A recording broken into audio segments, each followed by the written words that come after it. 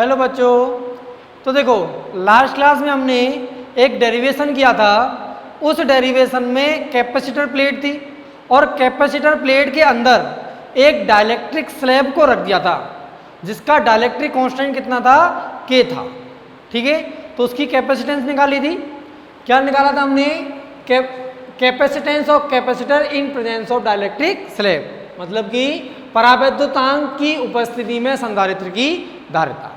तो हम यहाँ पे के डाइलेक्ट्रिक कांस्टेंट का एक स्लैब रख दिया जिसकी थिकनेस कितनी है, टी, जिसकी चौड़ाई कितनी है, टी है। तो सी हो जाएगा epsilon not a upon D minus T plus T upon के।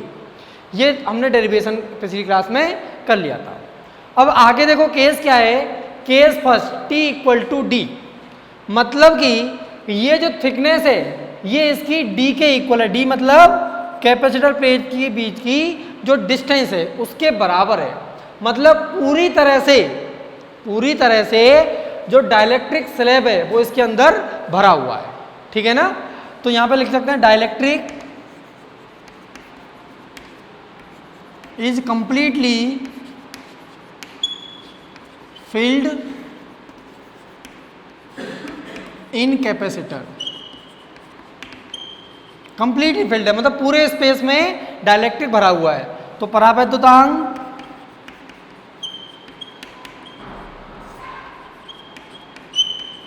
पूर्णतः भरा हुआ है। ठीक है, अगर यहां पर डाइलेक्ट्रिक कंप्लीटली भरा हुआ है तो देखो T इक्वल टू डी के लिए इस फॉर्मूले में T की जगह पर D रख देंगे तो C हो गया कितना, epsilon not A upon D minus T, और T किसके इक्वल है, D के, प्लस D T अपॉन के होता तो D अपॉन के हो गया।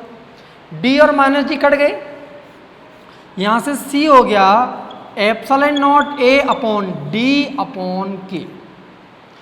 D अपॉन के ऊपर जाके मल्टीप्लाई हो जाएगा तो ये हो जाएगा कितना, K times epsilon not A upon D।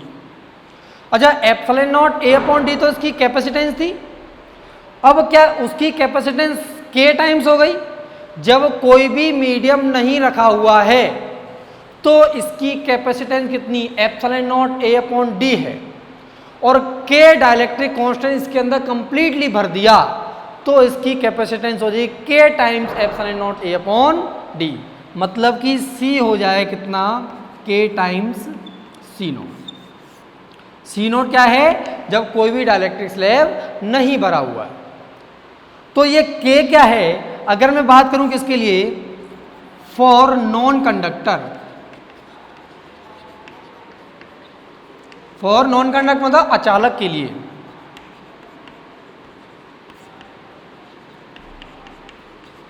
अचालक के लिए K का मान बड़ा होता है किससे, 1 से।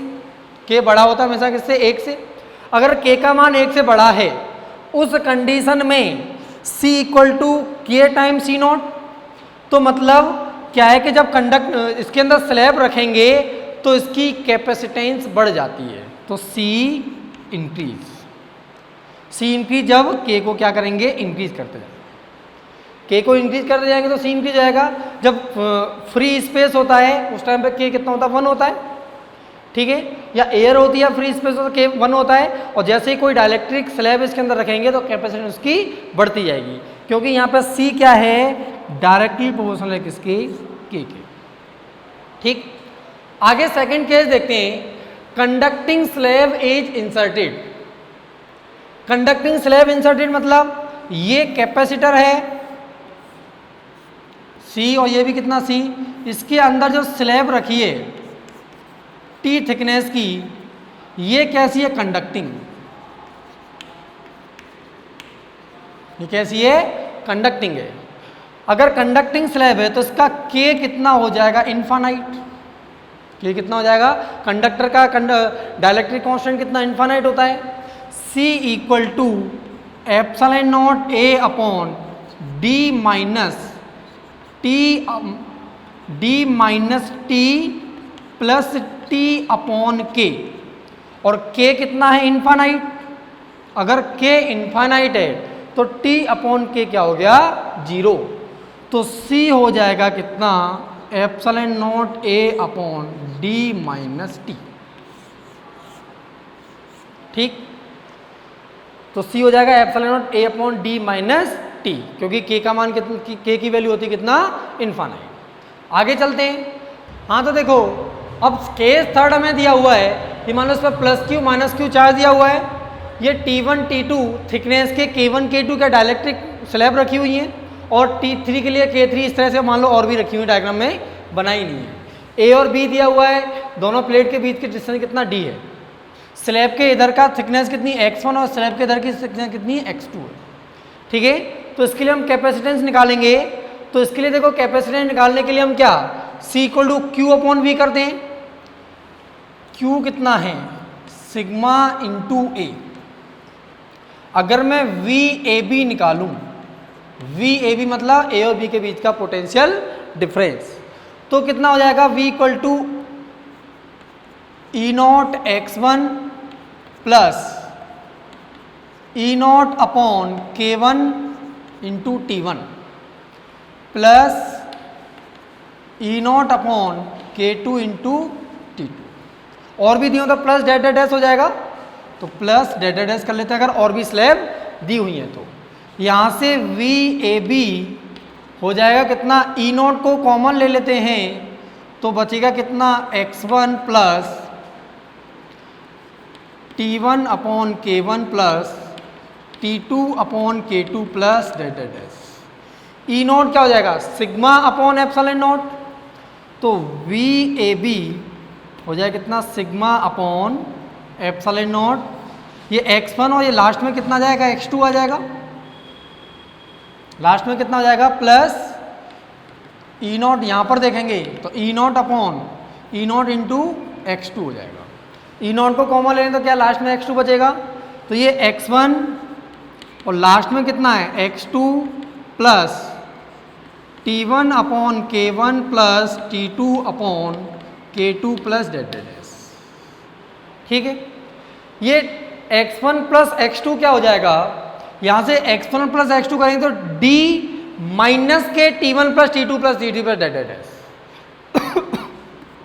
यहाँ से x1 प्लस x2 निकालें, ये x1 प्लस x2 निकालें तो d minus T1 plus T2, d minus T1 plus T2 और भी दिए तो डेड डैश हो जाएगा।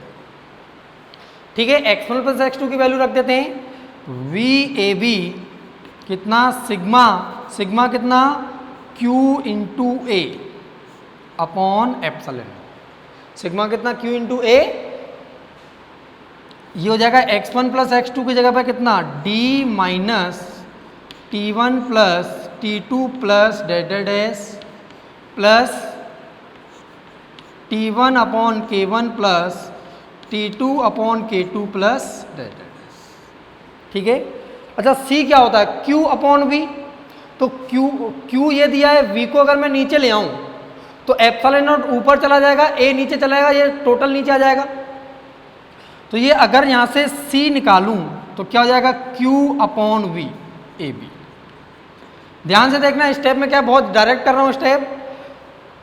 Q ये रहा, V ए बी को मैं अगर नीचे ले आऊं तो एप्सिलॉन नॉट ऊपर चला जाएगा, A इंटू ये टर्म्स नीचे चले जाएगी। तो एप्सिलॉन नॉट ऊपर चला गया, A ये चला गया, बाकी की टर्म्स इधर आ जाएगी। कितना, D minus T1 plus T2 plus dead dash plus T1 upon K1 plus T2 upon K2 plus dead dash. तो देखो इसमें एक छोटी सी मिस्टेक हो गई है, यहाँ से सिग्मा कितना, Q अपॉन A हो जाएगा। तो सिग्मा की जब Q अपॉन A लिखेंगे तो यहाँ पर एप्सिलॉन नॉट A हो जाएगा, तो एप्सिलॉन नॉट A ऊपर आएगा। तो हमारा कैपेसिटेंस कितना होगा, C equal to epsilon not A upon D minus T1 plus T2 plus dead dash bracket close plus T1 upon K1 plus T2 upon K2 plus dead dash. इस तरह से क्या आ जाएगी, इसकी कैपेसिटेंस आ जाएगी। तो देखो अब हम पढ़ने वाले क्या, force between the plates of parallel plate capacitor. एक पैरेलल प्लेट कैपेसिटर है, इस पर कितना प्लस क्यू चार्ज, इस पर कितना माइनस क्यू चार्ज, मतलब चार्ज कैपेसिटर है। तो अगर ये चार्ज कैपेसिटर है तो तो ये प्लस क्यू और माइनस क्यू बीच में एक अट्रैक्शन फोर्स होगा। तो हमें क्या यही फोर्स फाइंड करना है, मतलब कि समांतर प्लेट संधारित्र की प्लेटों के मध्य बल निकालना है। ठीक है, ये प्लेट P1 मान ली, ये प्लेट क्या मान ली हमने P2। इस पर प्लस क्यू चार्ज, इस पर माइनस क्यू चार्ज। इसके अंदर इलेक्ट्रिक फील्ड ई इन कितना है, सिग्मा अपॉन एप्सिलॉन नॉट। ठीक है, अब यहाँ पे देखो हम अगर कूलाम्स लॉ की बात करें, ये चार्ज अगर Q1 है, ये चार्ज अगर Q2 है, अगर मैं F21 निकालूं, F21 मतलब force on two due to 1, Q2 पर Q1 की वजह से कितना फोर्स लग रहा है, या Q2 पर फोर्स Q1 की वजह से कितना लग रहा है, तो मैं क्या लगूँ, E1 इंटू Q2।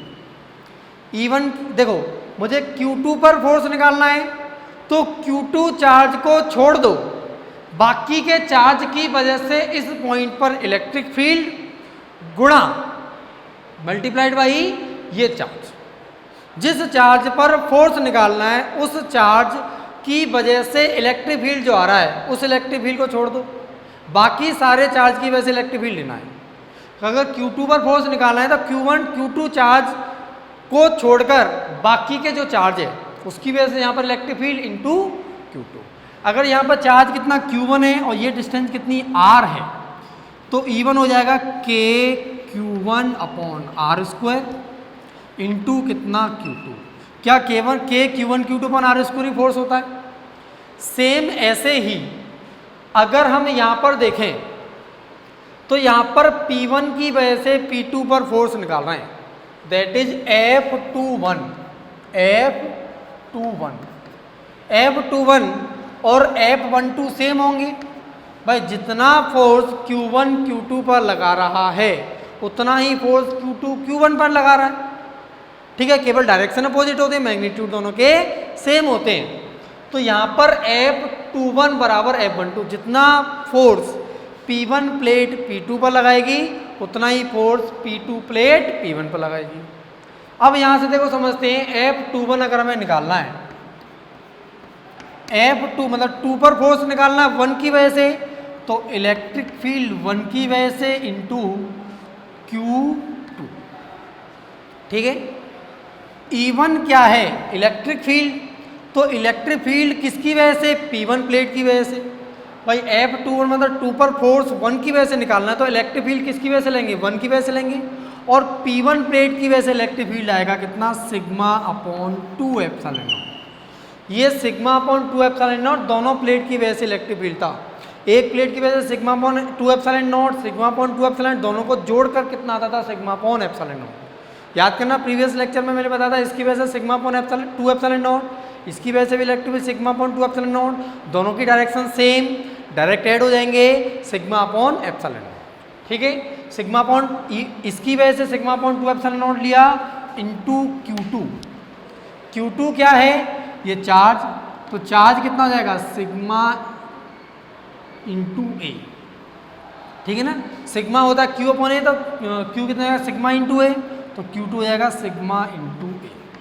ये चार्ज हो गया, तो यहाँ पे कितना निकल के आया, half sigma square A upon epsilon, half sigma square A upon epsilon not. ये क्या निकल के आया, F21। उतना ही फोर्स F12 लगेगा।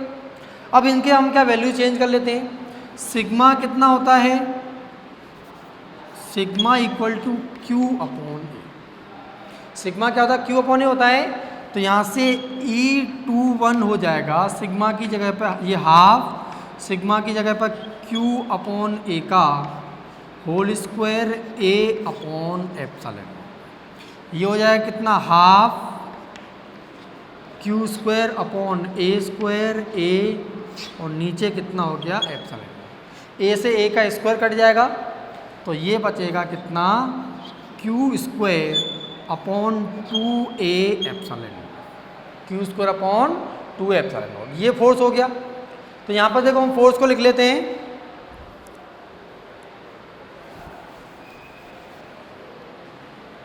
फोर्स निकल के आया Q square upon 2a epsilon. अच्छा, Q इक्वल टू सी भी होता है, Q इक्वल टू सी भी। तो तो यहाँ Q की जगह पर CV रख देंगे, तो फोर्स F हो गया कितना, CV का whole square upon 2A epsilon.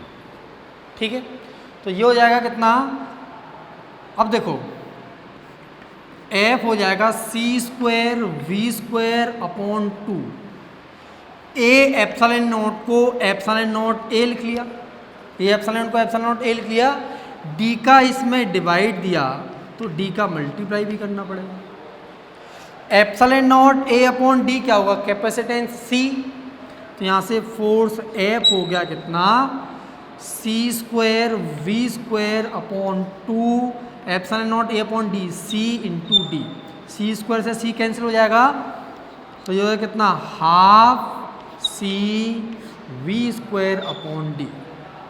तो इन दोनों के बीच में फोर्स कितना निकला, half C V square upon D।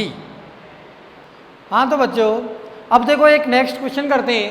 इसमें दिया है a capacitor of capacitance C not is charge by a battery of potential V not. एक कैपेसिटर है C नॉट जिसको V नॉट पोटेंशियल की बैटरी से चार्ज कर दिया।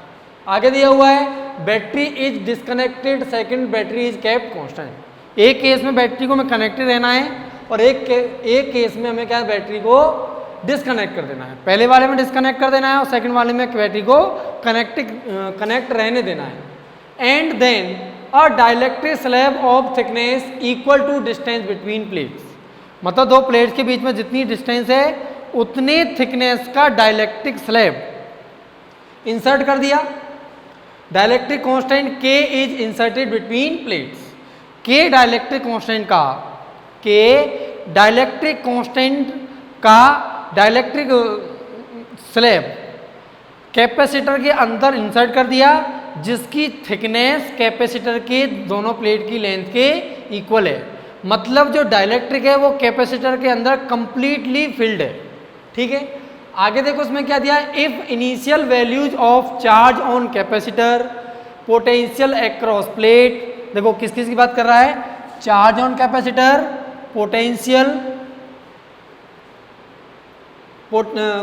Potential across plate, electric field between plates and energy stored. Electric field and energy stored, ये initially क्या है, Q not, V not, E not और U नॉट। ठीक है ना, Q not, V not, E not और U नॉट। मतलब initially charge कितना था कैपेसिटर पर, Q नॉट, पोटेंशियल कितना था, V नॉट, एनर्जी कितनी थी, E नॉट, और इलेक्ट्रिक फील्ड E नॉट और एनर्जी स्टोर कितना, U नॉट थी इनिशियली। मतलब कि जब डाइलेक्ट्रिक स्लैब इंसर्ट नहीं किया है उस केस में ये थी। अब दिया है then find their final values after inserting the slab. जब स्लैब को इस कैपेसिटर के अंदर इंसर्ट कर देते हैं तो फाइनली हमें Q नॉट निकालना है, V नॉट निकालना है, E नॉट और U, मतलब charge, potential difference, electric field और एनर्जी स्टोर्ड इन कैपेसिटर हमें फाइंड करनी है। कब, जब डाइलेक्ट्रिक स्लैब को इसके अंदर इंसर्ट कर दिया है। क्वेश्चन की समरी क्या है कि एक कैपेसिटर है जिसकी कैपेसिटेंस C नॉट है, ठीक है, इसको V नॉट बैटरी से कनेक्ट कर दिया। इसके बाद इसके अंदर कंप्लीटली K डाइलेक्ट्रिक कांस्टेंट का मीडियम फिल्ड कर दिया। जब फिल्ड करने से पहले की सिचुएशन की बात करें तो कैपेसिटर की प्लेट पर चार्ज Q नॉट था, इसका पोटेंशियल डिफरेंस V नॉट था, इलेक्ट्रिक फील्ड E नॉट था और energy stored in capacitor U not था। तो जब उस डाइलेक्ट्रिक स्लैब को इंसर्ट किया तो उस टाइम पर इनकी वैल्यूज क्या क्या हो जाएंगी, ये चीज में निकालनी है। इसके भी दो केस, पहला क्या दिया हुआ है, बैटरी इज डिस्कनेक्टेड, जब बैटरी को डिस्कनेक्ट किया तब इंसर्ट किया, और सेकंड केस में हमें क्या लेना है, बैटरी को हम क्या करेंगे, कनेक्ट रहने देंगे और डाइलेक्ट्रिक स्लैब को इंसर्ट करेंगे। तो सबसे फर्स्ट केस लेते हैं हम, क्या फर्स्ट केस लिया, battery is disconnected, battery is disconnected. जब बैटरी को हमने डिस्कनेक्ट कर दिया तो देखो मान लो कि ये एक कैपेसिटर है C, यहाँ पर एक बैटरी लगी हुई है, ये कैपेसिटर कितना Q नॉट से चार्ज हो गया, ये माइनस का Q नॉट हो गया। अब इसके बाद हम इस बैटरी को क्या कर रहे हैं, डिस्कनेक्ट कर रहे हैं। ये V0 की बैटरी लगाई तो इसके अक्रॉस पोटेंशियल डिफरेंस कितना आ गया, V0।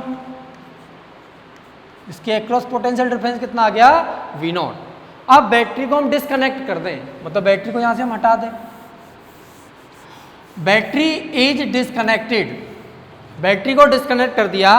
अब ये जो कैपेसिटर की प्लेट पर जो चार्ज है वो चार्ज कांस्टेंट रहेगा, क्योंकि अब चार्ज Q0 यहां से इधर या इधर से इधर ट्रांसफर नहीं हो सकता था। पहले तो बैटरी के थ्रू ट्रांसफर हो जाता था, ठीक है, बैटरी एनर्जी देती थी या बैटरी चार्ज होती थी, उस हिसाब से चार्ज इधर से इधर ट्रांसफर हो जाता था। अब बैटरी से इसमें कोई चार्ज ट्रांसफर नहीं होगा। तो सबसे क्या क्या पहले क्या लेंगे, charge is constant, charge is constant. हमने क्या किया, चार्ज को कांस्टेंट रख दिया। जब चार्ज को हमने कांस्टेंट रख दिया, क्यों रख दिया, क्योंकि अब चार्ज ट्रांसफर नहीं हो सकता। अच्छा, C क्या है, C0, K टाइम्स C0। आपको केस फर्स्ट में क्या बताया गया था, जब इसका डेरिवेशन कराया था, डाइलेक्ट्रिक स्लैब को इंसर्ट करते हैं तो फर्स्ट केस में क्या कह रहा था कि D equal to T, D equal to T. तो उस टाइम पर C कितना, K टाइम्स C0 निकल के आया था। अगर K डाइलेक्ट्रिक स्लैब का मीडियम अगर इंसर्ट करेंगे तो उसकी कैपेसिटेंस K टाइम्स इंक्रीज हो जाती है, क्योंकि K की वैल्यू 1 से ग्रेटर होती है। तो C equal to K times C0 हो गया, ठीक है। अच्छा, Q तो कांस्टेंट है, Q क्या है, कांस्टेंट। अब किसकी बात करते हैं, पोटेंशियल की। अच्छा, पोटेंशियल V क्या हो जाएगा, V इक्वल टू कितना, Q अपॉन C। अगर चार्ज कांस्टेंट है तो चार्ज इस पर Q0 रहेगा और ये C हो जाएगा, तो दैट इज Q0 अपॉन कितना, C की जगह पर K टाइम्स C0, ठीक है। कैपेसिटेंस चेंज हो गई, चार्ज चेंज नहीं हुआ, तो यहाँ से पोटेंशियल निकल के आया। अच्छा, Q0 अपॉन C0 क्या हो जाएगा, V0, V0 equal Q0 upon C0, तो that is V0 upon K। मतलब कि इसका पोटेंशियल पहले V0 था, क्योंकि V0 बैटरी से चार्ज किया था, उसका capacity potential difference K times decrease हो जाएगा, तो that is V equal to V0 upon K। ये पोटेंशियल हो गया। इसके बाद हम किसकी बात करें, इलेक्ट्रिक फील्ड की। अच्छा, इलेक्ट्रिक फील्ड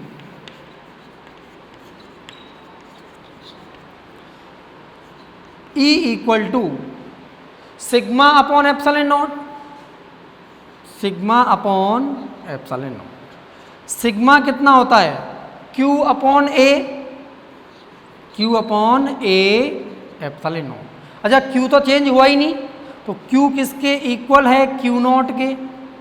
एरिया चेंज हो जाएगा क्या, कैपेसिटर की प्लेट का एरिया थोड़ी चेंज किया है, तो यही रहेगा एप्सिलॉन नॉट। तो ये E किसके इक्वल रहेगा, E0 के। मतलब कि इलेक्ट्रिक फील्ड पर कोई इफेक्ट नहीं आएगा, इलेक्ट्रिक फील्ड सेम रहेगा। इसके बाद बात है क्या, potential energy stored in capacitor. U होता है कितना, Q square upon 2C। U क्या होता है, Q square upon 2C। Q तो कांस्टेंट है, Q अगर कांस्टेंट है तो U हो जाएगा कितना, Q0 स्क्वायर अपॉन 2। C की जगह पे कितना हो जाएगा, K times C, K times C0। Capacitance change हो गया था, तो U हो गया कितना, Q0 स्क्वायर। अगर K को बाहर निकाल लें, 1 अपॉन K को बाहर निकाल लें तो 2C0। U equal to 1 upon K Q0 square upon 2C0, तो U हो जाएगा U0 अपॉन K। तो energy stored in capacitor decrease हो जाएगी। तो देखो यहाँ पर हम जब इलेक्ट्रिक फील्ड निकाल रहे थे तो इलेक्ट्रिक फील्ड में चार्ज तो हमने केवल वो लिया है जो कैपेसिटर की प्लेट पर था, लेकिन डाइलेक्ट्रिक स्लैब रख देंगे तो चार्ज इंड्यूस्ड भी होगा।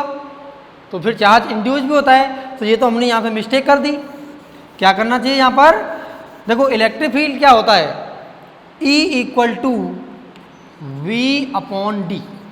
V equal to E into D, मतलब E equal to V upon D. और V कितना होगा, V0 अपॉन K। तो यह कितना वी नॉट अपॉन के अपॉन डी। तो वी नॉट अपॉन डी क्या हो जाएगा ई नॉट, तो ये कितना हो जाएगा ई नॉट अपॉन के। तो यहाँ से इलेक्ट्रिक फील्ड ई निकल के आया ई नॉट अपॉन के। ठीक है, जो अभी हमने जो मिस्टेक की थी वो मिस्टेक क्यों हुई थी, क्योंकि हमने चार्ज ऑन कैपेसिटर ही लिया था, केवल इंड्यूस चार्ज तो लिया ही नहीं। तो इस टाइप की मिस्टेक्स हो सकती हैं, तो हमें क्या करना है E equal to E naught upon K. ये क्या होगा इलेक्ट्रिक फील्ड, मतलब electric field 1 upon K times decrease हो जाएगी। ठीक है, ऐसा हमने जब डाइलेक्ट्रिक स्लैब लिया था तो डाइलेक्ट्रिक स्लैब का डाइलेक्ट्रिक कांस्टेंट के था, डाइलेक्ट्रिक स्लैब का डाइलेक्ट्रिक कांस्टेंट कितना था के था, तो उसके अंदर इलेक्ट्रिक फील्ड कितना ई नॉट अपॉन के निकाली थी हमने। तो यहाँ पर भी कंप्लीटली भर दिया, तो कंप्लीट स्पेस में electric field E naught upon के हो जाएगी। ठीक है, इसके बाद हम आगे चलते हैं। इसमें देखो मैं क्या करना है, बैटरी इज केप्ट कांस्टेंट के लिए निकाली है सारी चीजें। क्या करना है, बैटरी इज केप्ट कांस्टेंट के लिए सारी चीजें दोबारा से निकालनी है। तो यहाँ पे लिखेंगे battery is kept constant, battery is kept constant. मान लो ये कैपेसिटर है, कैपेसिटर के अंदर अगर बैटरी जुड़ी हुई है, इसका पोटेंशियल V नॉट है, तो कैपेसिटर के अक्रॉस पोटेंशियल कितना हो जाएगा V नॉट। पहले चार्ज इस पर कितना था Q not, that is Q initial minus के Q नॉट, और Q फाइनल हो जाएगा दैट इज Q। देखो बैटरी अगर कनेक्टेड है तो चार्ज ट्रांसफर हो सकता है। क्या चीज कांस्टेंट रहेगी, इस कैपेसिटर का पोटेंशियल। क्यों कांस्टेंट रहेगा, क्योंकि जब तक बैटरी कनेक्टेड है तब तक इस बैटरी का पोटेंशियल V नॉट है, तो इसका भी पोटेंशियल हमेशा क्या रहेगा V नॉट। तो हमें सबसे पहले क्या चीज समझनी है, अगर बैटरी को डिस्कनेक्ट कर दिया तो चार्ज कांस्टेंट रहता है, और बैटरी को कनेक्टेड रहने दिया तो पोटेंशियल कांस्टेंट रहता है, क्योंकि बैटरी जुड़ी हुई है तब तक इसका पोटेंशियल डिफरेंस हमेशा V नॉट ही बना रहेगा। ठीक है, तो यहां पे लिखते हैं क्या, potential across capacitor is constant, potential across capacitor is constant, मतलब V क्या है कांस्टेंट। तो सबसे पहले V ही लिख लेते हैं, सबसे इजी है, V क्या रहेगा V नॉट ही रहेगा।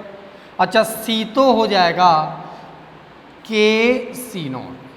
भाई C क्या है कैपेसिटेंस है, और कैपेसिटेंस चार्ज पर पोटेंशियल पर डिपेंड ही नहीं करती, तो C इक्वल टू के टाइम्स सी नॉट हो गया। अब हमें सबसे पहले क्या निकालना चार्ज, तो Q हो जाएगा कितना सी बी। C क्या है के सी नॉट, और V क्या है V naught. Q C naught V naught कितना हो जाएगा Q नॉट, तो Q हो जाएगा के टाइम्स Q नॉट। क्या इस पर चार्ज पहले से बढ़ गया, जब कैपेसिटेंस बढ़ गई, बैटरी लगी हुई है, तो चार्ज भी बढ़ जाएगा। Q equal to C B, Q directly proportional to C, अगर कैपेसिटेंस बढ़ेगी तो चार्ज भी बढ़ जाएगा। इसके बाद हमें क्या निकालना है, पोटेंशियल डिफरेंस हो गया इलेक्ट्रिक फील्ड। इसके बाद हम निकालते क्या, इलेक्ट्रिक फील्ड। अगर हम इलेक्ट्रिक फील्ड निकाल रहे हैं तो E कितना होता है V अपॉन डी। E की बात करेंगे, पोटेंशियल डिफरेंस कितना है V equal to V naught upon D, that is E कितने इक्वल हो गया E नॉट। तो इलेक्ट्रिक फील्ड पर यहाँ पर कोई भी चेंज आने वाला नहीं है, इलेक्ट्रिक फील्ड कांस्टेंट रहेगा, क्योंकि देखो इंड्यूस चार्ज बढ़ा तो इस कैपेसिटर की प्लेट पर भी चार्ज बढ़ गया, तो ओवरऑल इफेक्ट ऐसा आया कि इलेक्ट्रिक फील्ड में कोई फर्क नहीं पड़ा। अब energy store, energy store, energy store की बात करते हैं, U क्या हो जाता है। पहले देखो चार्ज कांस्टेंट था तो Q स्क्वायर अपॉन 2C लगाया था, और इस बार पोटेंशियल कांस्टेंट तो कितना हाफ सी वी स्क्वायर लगा लेते हैं, हाफ सी वी स्क्वायर, क्योंकि पोटेंशियल कांस्टेंट है। तो U हो जाएगा कितना, हाफ C कितना K times C not, V तो कांस्टेंट है that is V not square. तो यहाँ से U हो जाएगा, K को अगर बाहर निकालें K times half C naught V naught square, half C naught V naught square that is U naught, तो u हो जाएगा कितना k times U naught, u हो जाएगा कितना k टाइम्स यू नॉट, ठीक है। हाँ तो बच्चों अब नेक्स्ट क्वेश्चन दिया हुआ है, a parallel plate capacitor of capacitance C naught is charge by a battery of potential V naught. एक सी नॉट कैपेसिटर है जिसको वी नॉट पोटेंशियल की बैटरी से चार्ज किया, and then distance between plates is increase, पहले charge कर दिया फिर दोनों प्लेट के बीच की डिस्टेंस को इंक्रीज कर दिया, ठीक है।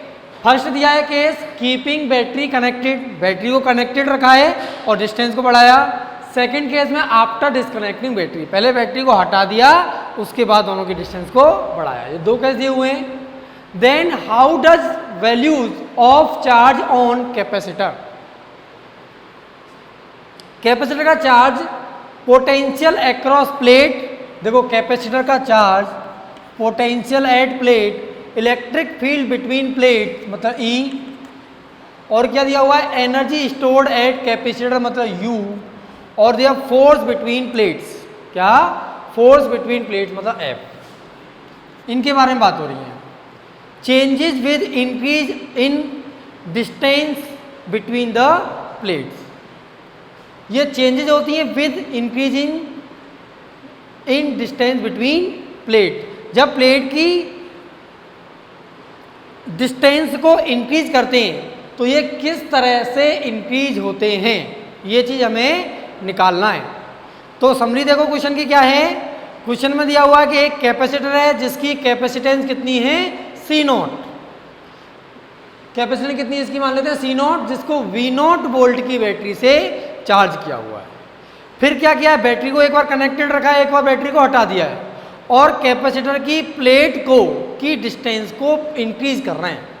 तो कैपेसिटर की प्लेट की डिस्टेंस जब इंक्रीज की तो चार्ज पर, पोटेंशियल पर, इलेक्ट्रिक फील्ड पर, एनर्जी स्टोर्ड पर और प्लेटों के बिटवीन फोर्स पर क्या क्या इफेक्ट आएगा, ये चीज़ें हमें निकालनी है। सेकंड में क्या दिया हुआ है, if distance between plates is increase from d to 2d, अगर डिस्टेंस को d से कितना कर दिया 2d मतलब डिस्टेंस डबल कर दी, then find work done to do so in both cases, तो दोनों केसेस में, इन दोनों केसेस में कितना कितना वर्क करना पड़ेगा, कैपेसिटर की प्लेट को अलग करने में कितना वर्क करना पड़ेगा, ये चीज़ हमें निकालनी है। ये क्वेश्चन हो गया। अब देखो इसका सॉल्यूशन करते हैं। सॉल्यूशन के लिए हमने क्या लिया, सबसे पहले हमने फर्स्ट लिया, फर्स्ट क्या, कीपिंग बैटरी कनेक्टेड,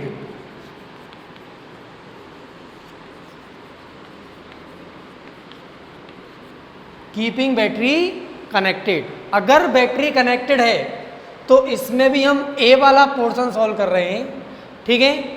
तो देखो अगर बैटरी कनेक्टेड है तो क्या होगा, V constant V equal to V naught होगा। भाई जब बैटरी कनेक्टेड है तो पोटेंशियल सेम रहता है, चार्ज चेंज हो जाएगा, और बैटरी को हटा देंगे तो चार्ज सेम रहेगा, पोटेंशियल चेंज हो जाता है, ठीक है। V सेम है, अच्छा C क्या हो जाएगा, C होता है epsilon not A upon D, C क्या होता है epsilon not A upon D, D की जगह हम क्या लेते हैं X ले लेते हैं, X क्या है दोनों प्लेट के बीच की डिस्टेंस। अब जब X को इंक्रीज करेंगे तो कैपेसिटेंस डिक्रीज होगी, ये बात आ रही समझ में, जब X को इंक्रीज करेंगे तो कैपेसिटेंस डिक्रीज होगी, ठीक है। अब इसके बाद किसकी, चार्ज की बात करते हैं।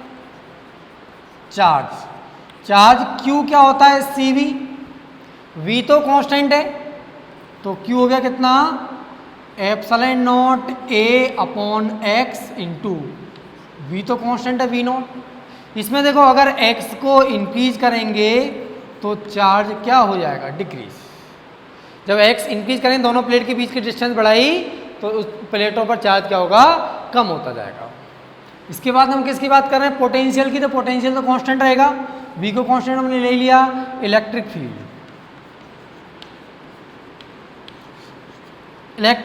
E होता है कितना, V upon D, electric field E कितना V अपॉन D। देखो V कांस्टेंट है तो D की जगह क्या हम X लेंगे, V तो कांस्टेंट है, x को क्या कर रहा है, इंक्रीज, x को इंक्रीज करेंगे तो E डिक्रीज हो जाएगा, क्योंकि रेसिप्रोकल है, x इंक्रीज करेंगे तो E क्या होगा, डिक्रीज हो जाएगा। इलेक्ट्रिक फील्ड के बाद हम क्या करते हैं, स्टोर्ड एनर्जी,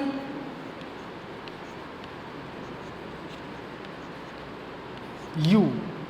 अगर इसकी एनर्जी स्टोर की बात करेंगे तो U कितना हो जाएगा, हाफ CV², C कितना है, epsilon not A upon x, half CV², V तो कांस्टेंट है, V नॉट ही रहेगा, तो जब x को इंक्रीज करेंगे तो U डिक्रीज होगा। ठीक है, इसके बाद हम क्या करें, फोर्स बिटवीन दोनों प्लेट, तो फोर्स की बात करेंगे, फोर्स F कितना होता है, F हो जाएगा हाफ CV² अपॉन x, ये बताया था हाफ CV² अपॉन x, तो F हो जाएगा कितना, हाफ C कितना, epsilon not A upon x, और x पहले से दे रखा था x² हो गया V²। ठीक है, जब x को इंक्रीज करेंगे तो F डिक्रीज हो जाएगा, दोनों प्लेट के बीच की डिस्टेंस इंक्रीज करेंगे तो उनके बीच बिटवीन फोर्स होगा वो डिक्रीज हो जाएगा। ठीक है, देखो V क्या है, कांस्टेंट था, V की जगह हम क्या V नॉट ही लिख सकते हैं, तो V नॉट कांस्टेंट, और F जब x को इंक्रीज करें तो फोर्स क्या होगा, डिक्रीज हो जाएगा। इसके बाद हम चलते हैं, देखो इसके सेकंड पर, if distance between plates is increase from D2 to D, जब डिस्टेंस को D से लेके 2D तक इंक्रीज करते हैं, then find work done to do so in both case, तो हमें वर्क डन निकालना है, जब डिस्टेंस को क्या करना है, इंक्रीज किया है, D से लेके कितना 2D इंक्रीज कर दिया है। ठीक है, तो देखो यहाँ पे क्या करेंगे हम, फोर्स हमें पता है, हमें क्या निकालना, वर्क डन, तो वर्क डन होता है इंटीग्रेशन फोर्स इनटू dx, ये होता है। अब फोर्स को देखो हमने यहाँ पे कैलकुलेट किया हुआ है, 1/2 epsilon not A upon x², that V0², तो यहाँ पे लिख लेंगे कितना, integration 1/2 epsilon not A upon x² V0² times dx।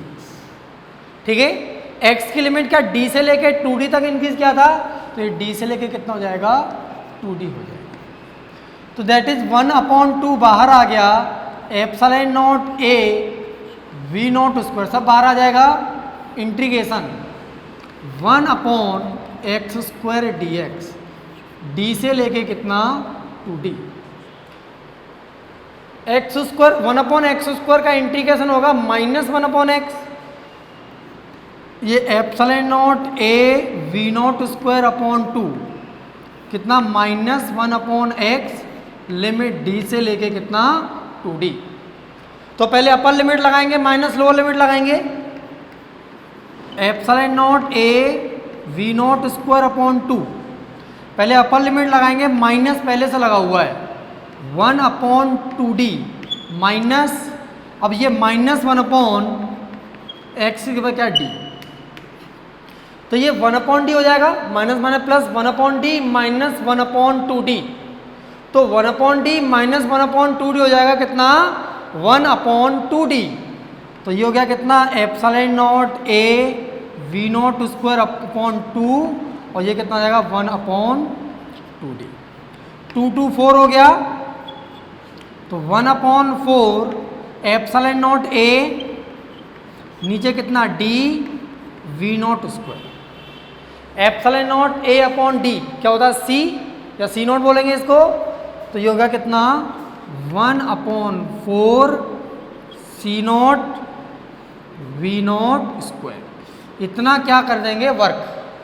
जब दोनों कैपेसिटर की प्लेट को, जब कैपेसिटर की प्लेट को D से लेके 2D तक इंक्रीज करेंगे तो इंक्रीज करने में कितना वर्क करना पड़ेगा, 1/4 C0 V0²। अब देखो इसमें दिया आफ्टर डिस्कनेक्टिंग बैटरी, जब बैटरी को हमने क्या कहता है डिस्कनेक्ट कर दिया तो कैपेसिटर पर क्या चीज कांस्टेंट रहेगी, चार्ज, तो यहाँ पे चार्ज Q क्या है, कांस्टेंट, मतलब Q कितना है, Q0 है, चार्ज चेंज नहीं होने वाला। C तो वही रहेगा epsilon not A upon x, जब x को इंक्रीज करेंगे तो C डिक्रीज होने वाला है, x को इंक्रीज करेंगे तो C डिक्रीज होने वाला है। इसके बाद हम क्या निकालते हैं, चार्ज, चार्ज तो कांस्टेंट है। उसके बाद क्या, पोटेंशियल डिफरेंस।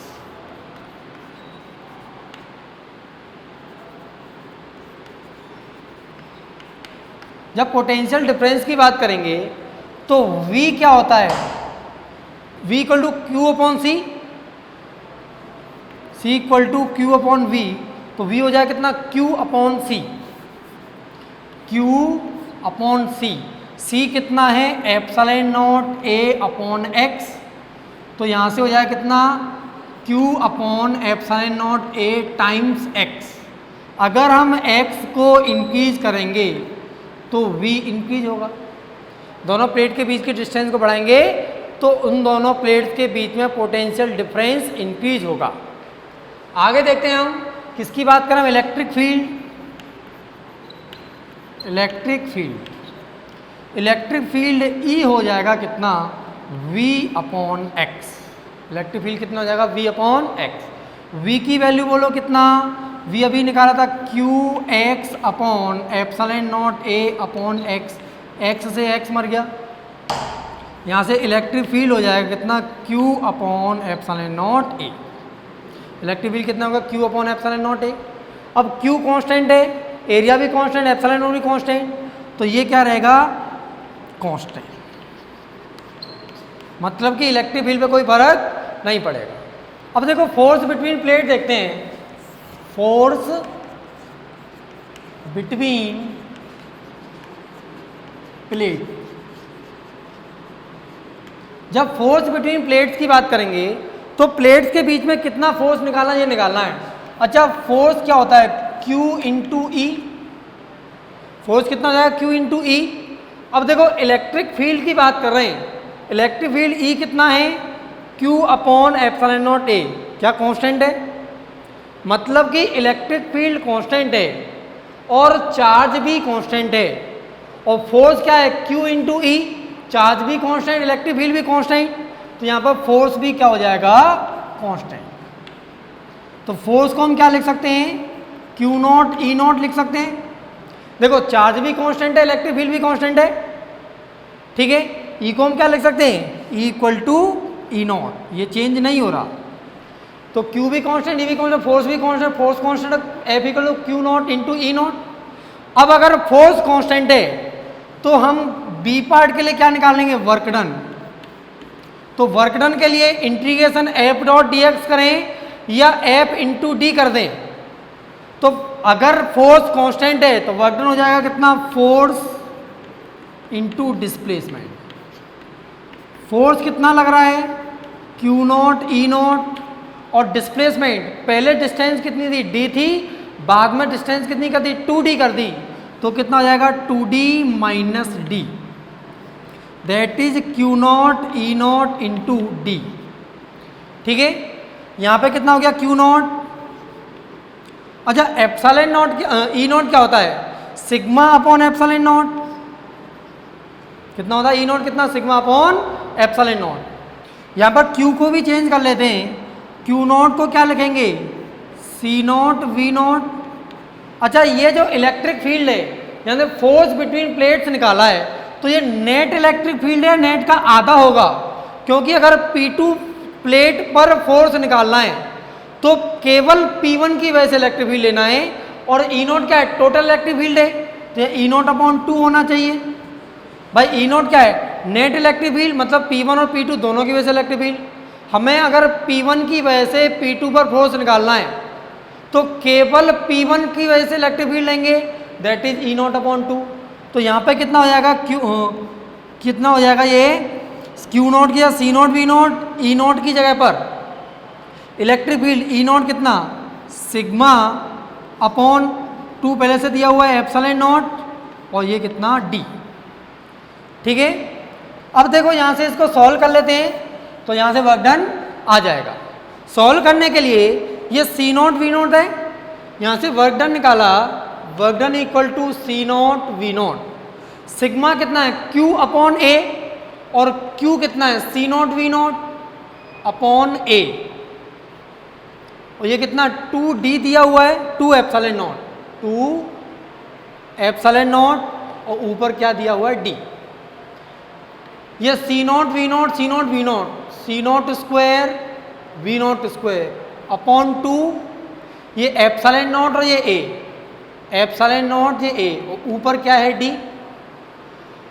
देखो C होता है epsilon not a upon D, तो 1 अपॉन सी हो जाएगा D upon epsilon not a, तो D upon epsilon not a कितना हो जाएगा, 1 अपॉन सी, तो ये वर्क डन हो जाएगा कितना, C naught V naught square upon 2 C naught. ठीक है, तो ये कितना हो जाएगा, सी नॉट से एक सी नॉट कट जाएगा, तो आंसर आएगा half C naught V naught square. तो वर्क डन कितना निकला, जब दोनों कैपेसिटर की प्लेट को D से 2D डिस्टेंस किया तो वर्क डन निकल के आता half C naught V naught square.